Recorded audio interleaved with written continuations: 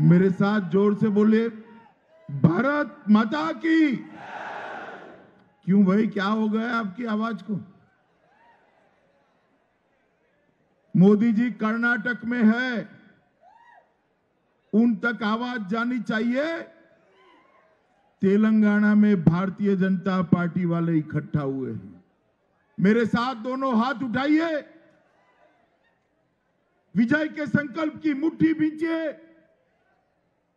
और प्रचंड आवाज से बोलिए, भारत माता की, भारत माता की, भारत माता की। मंच पर उपस्थित तेलंगाना भारतीय जनता पार्टी के अध्यक्ष श्रीमान लक्ष्मण जी, मेरे मित्र राष्ट्रीय महामंत्री और तेलंगाना के ही दिग्गज नेता श्रीमान मुरलीधर राव जी, हमारे सांसद भूतपूर्व केंद्रीय मंत्री श्रीमान बांदारू दत्तात्रेय जी, यहां के लोकप्रिय प्रत्याशी बी जनार्दन रेड्डी जी, हमारे सांसद और भाजपा के नेता श्रीमान जितेंद्र रेड्डी जी, सांसद राज्यसभा श्रीमान आनंद भास्कर जी, हमारे नेता श्रीमान सुधाकर रेड्डी जी, श्री इंद्रसेन रेड्डी जी, श्री शिखर राव जी, श्री सुगनाकर राव जी, श्री नरसिम्हा रेड्डी जी और आज की इस विशाल सभा के अंदर आए हुए प्यारे भाइयों बहनों माताओं और मेरे जिगर के टुकड़े जैसे युवा मित्रों, आज सबसे पहले मैं इस भूमि पर आकर अनंतगिरी के श्री पद्मनाभ स्वामी को प्रणाम कर कर मेरी बात को शुरू करना चाहता हूं। आज जब मैं इस तेलंगाना की पवित्र भूमि पर आया हूं तो हैदराबाद को निजाम के त्रास से मुक्ति दिलाने के लिए, तेलंगाना को भारत के साथ जोड़ने के लिए जिन्होंने संघर्ष किया, बलिदान दिया, अपने जानों की बाजी लगा दी, ऐसे सभी तेलंगाना के लिए शहीद होने वाले प्यारे भाइयों बहनों को मैं श्रद्धांजलि देकर मेरी बात को शुरू करना चाहता हूं। ये महान रानी रुद्रमा देवी की भूमि, यहां पर जिस प्रकार से आजादी के बाद एक लड़ाई लड़ी गई और आज हमारा तेलंगाना भारत का हिस्सा बना, वो लड़ाई को पूरा देश गर्व के साथ याद करता है, पूरा देश गर्व के साथ याद करता है। मित्रों, आज 2019 के चुनाव के लिए हम सब यहां एकत्रित हुए हैं, ये तय करने के लिए एकत्रित हुए हैं किस देश में अगली सरकार किसकी होगी, किस पार्टी की होगी, किस व्यक्ति की होगी।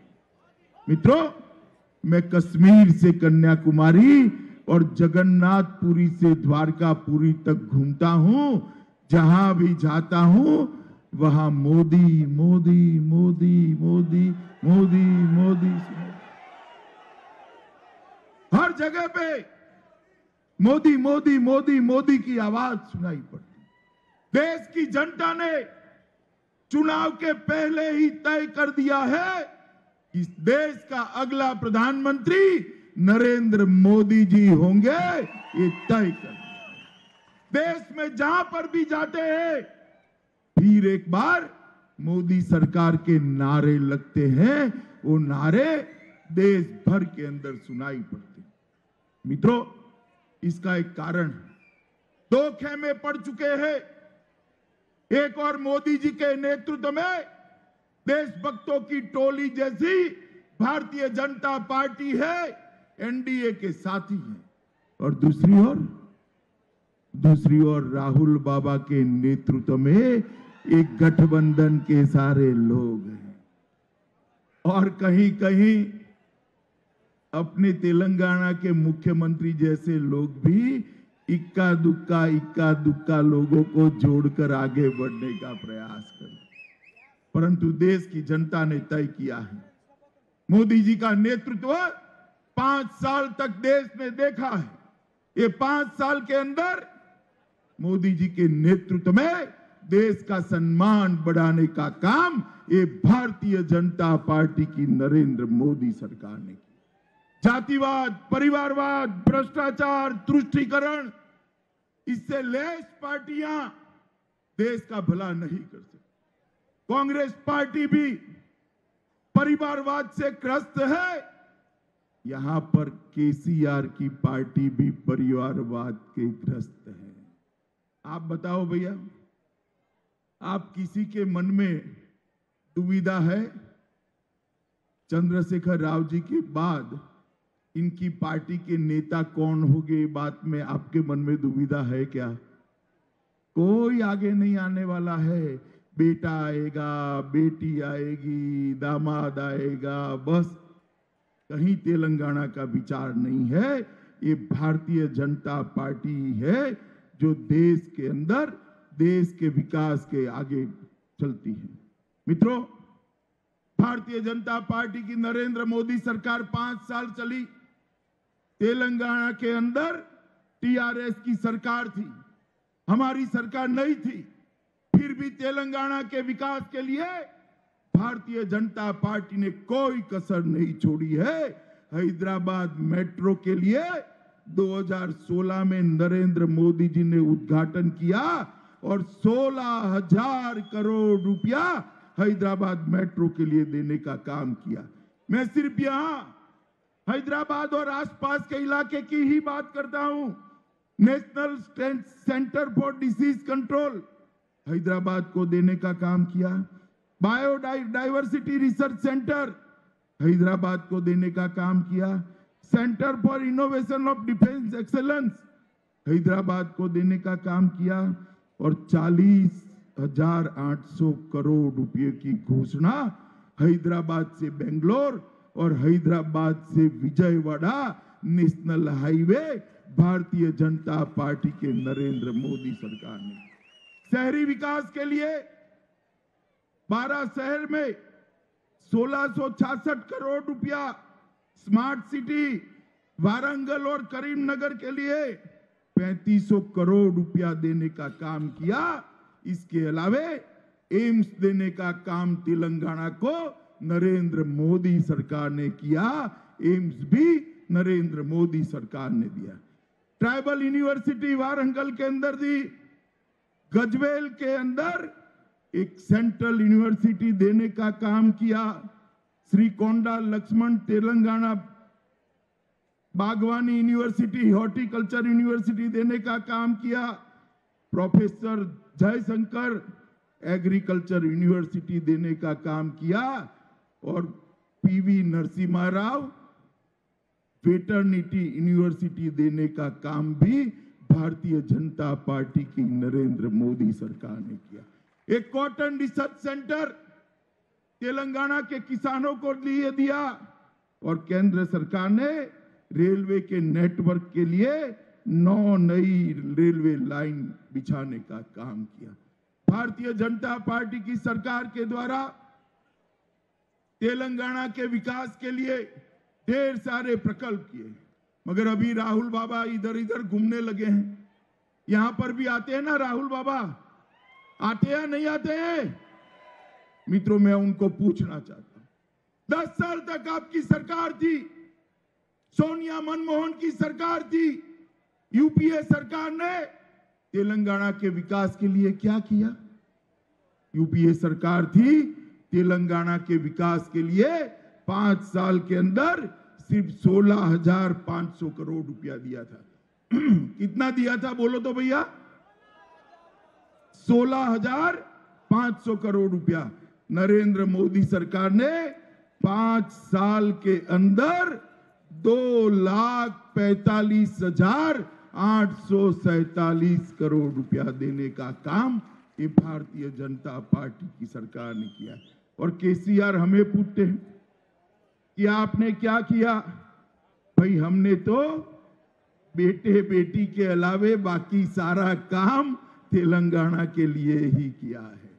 मित्रों, अभी अभी यहां चुनाव हुआ है। तेलंगाना की जनता ने केसीआर को चुना है।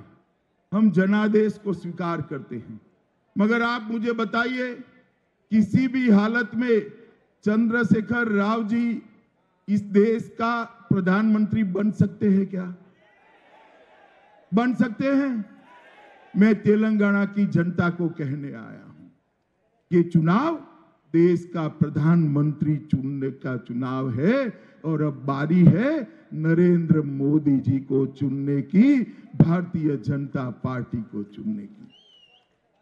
नरेंद्र मोदी जी को जिताने का मतलब है देश की सुरक्षा को सुनिश्चित करना। हैदराबाद वाले मुझे बताए कि हैदराबाद विमोचन दिन ये तेलंगाना सरकार क्यों नहीं मनाती? मनाया जाता है क्या? जरा जोर से बोलो, मनाया जाता है? मनाना चाहिए, नहीं मनाना चाहिए? वो नहीं मनाएंगे चंद्रशेखर राव जी। ओवैसी से डर लग रहा है, ओवैसी से डर लग रहा है। मित्रों, एक ऐसी पार्टी चुनिए जो हैदराबाद को, जो तेलंगाना को ये रजाकारों के त्रास से मुक्ति दिलाने का काम करे। और वो पार्टी एक ही पार्टी हो सकती है, भारतीय जनता पार्टी हो सकती है, नरेंद्र मोदी जी हो सकते हैं। जो सरकार चुनने के बाद इतना बड़ा मैंडेट दिया, 2.5 महीने तक अपनी कैबिनेट नहीं बना पाए। कितने महीने नहीं बना पाए भैया? अच्छा लगा आपको? अच्छा लगा? 2.5 महीने तक जो व्यक्ति अपनी कैबिनेट नहीं बना सकता, वो तेलंगाना का भला नहीं कर सकता। मित्रों, और मैं क्या आपको कहना आया हूं कि हमारे भारतीय जनता पार्टी ओवैसी के खिलाफ लड़ने का पूरा दमखम रखने वाली पार्टी है। मित्रों, अभी अभी नरेंद्र मोदी सरकार ने ढेर सारे काम किए हैं, वो मैंने बताया, परंतु नरेंद्र मोदी सरकार ने सबसे बड़ा काम अगर कोई किया है तो देश को सुरक्षित करने का काम भारतीय जनता पार्टी की नरेंद्र मोदी सरकार ने। मित्रों, 10 साल तक केंद्र में यूपीए की सरकार थी, सोनिया मनमोहन की सरकार थी। ये आलिया मालिया जमालिया देश के अंदर घुसते थे, जवानों के सर काट कर ले जाते थे, कोई इसका हिसाब किताब करने वाला नहीं था। पुलवामा के अंदर पाक प्रेरित आतंकवादियों ने हमला किया और पाक प्रेरित आतंकवादियों ने हमारे 40 सीआरपीएफ के जवानों को मौत के घाट उतार दिया। सबको लगा कि अब क्या हो सकता है। पाकिस्तान ने सीमा पर सेना खड़क दी, तोपें बिछा दी, टैंकें बिछा दी कि मोदी जी फिर से सर्जिकल स्ट्राइक न करें। मगर ये तो मोदी जी है, उन्होंने सीमा पर टैंकें और तोपें बिछाई। मोदी जी ने एयरफोर्स का उपयोग कर कर, एयर स्ट्राइक कर कर, पाकिस्तान के घर में घुसकर आतंकवादियों के अड्डों को उड़ाने का काम ये नरेंद्र मोदी सरकार ने। और मित्रों, जब एयर स्ट्राइक हुई, पूरे देश के अंदर खुशी का माहौल था। पटाखे जल रहे थे, मिठाइयां बंट रही थी, शहीद जवानों के फोटो पर मालाएं लग रही थी। 2 जगह मातम चल रहा था, 2 जगह। एक मातम चल रहा था पाकिस्तान में, वो तो होना ही चाहिए, और दूसरा मातम था राहुल बाबा एंड कंपनी के कैंप के अंदर मातम चल रहा था। राहुल बाबा एंड कंपनी, वो कह रहे हैं, राहुल बाबा के गुरु सैम पित्रोदा कह रहे हैं कि आपने क्यों एयर स्ट्राइक करी, बम क्यों गिराए, उनसे बातचीत करिए, इतनी छोटी सी गलती के लिए बम गिराना? अरे सैम पित्रोड़ा जी, 40 जवानों का मौत छोटी बात नहीं होती है। आपको आतंकवादियों के साथ इलू इलू करना है तो करिए, ये तो नरेंद्र मोदी सरकार है। वहां से गोली आएगी, यहां से गोला जाएगा, ईंट का जवाब पत्थर से दिया जाएगा। मित्रों, आप मुझे बताइए, ये आतंकवादी हमारे जवानों को मार दे, उस पर बम बरसाने चाहिए या नहीं बरसाने चाहिए? जरा जोर से बोलो, बम गिराने चाहिए नहीं गिराने चाहिए? उनको मजबूत जवाब देना चाहिए या नहीं देना चाहिए? मुझे बताओ, ओवैसी के साथ वाले चंद्रशेखर राव जी मजबूत जवाब दे सकते हैं क्या? दे सकते हैं क्या? ये राहुल बाबा दे सकते हैं क्या? ये तो कह रहे हैं देश में देशद्रोह विरोधी कानून की जरूरत ही नहीं। मित्रों, जेएनयू में नारे लगे, भारत तेरे टुकड़े हो 1000, भारत माता के 1000 टुकड़े करने वालों को इस वाणी स्वतंत्रता का, फ्रीडम ऑफ स्पीच का अधिकार कहते हैं। और कहते हैं कि देश में देशद्रोह की कलम उठाकर फेंक दो। अरे राहुल बाबा, आपके बूते की बात नहीं है। जो भारत तेरे टुकड़े होंगे 1000 बोलेंगे, वो सभी लोगों को नरेंद्र मोदी सरकार जेल की सलाखों के पीछे डालकर उनको जेल की रोटियां खाने के लिए मजबूर कर देगी। मित्रों, मजबूर कर देगी। अभी अभी कश्मीर के अंदर राहुल बाबा की पार्टी के, कांग्रेस पार्टी के साथी है नेशनल कॉन्फ्रेंस, उन्होंने कहा कश्मीर में दूसरा प्रधानमंत्री होना चाहिए। मुझे बताओ, आप लोग कश्मीर में दूसरा प्रधानमंत्री हो, इसके लिए आप सहमत हो क्या? सहमत हो क्या? एक देश में 2 प्रधानमंत्री हो सकते हैं? राहुल बाबा ने देश के सामने स्पष्टता करनी चाहिए कि उमर अब्दुल्ला के बयान के साथ आप सहमत हो या नहीं। मित्रों, राहुल बाबा को मैं मंच से कहने आया हूं, ये वीरों की भूमि तेलंगाना पर कहने आया हूं, जितनी ताकत है आजमा लीजिए। जब तक भारतीय जनता पार्टी है, कश्मीर इस देश का अभिन्न अंग बनकर रहने वाला है। भारत से कश्मीर को कोई छीन नहीं सकता। मित्रों, ये लोग देश की सुरक्षा की जगह अपनी परिवार की सुरक्षा के लिए काम करने वाले लोग।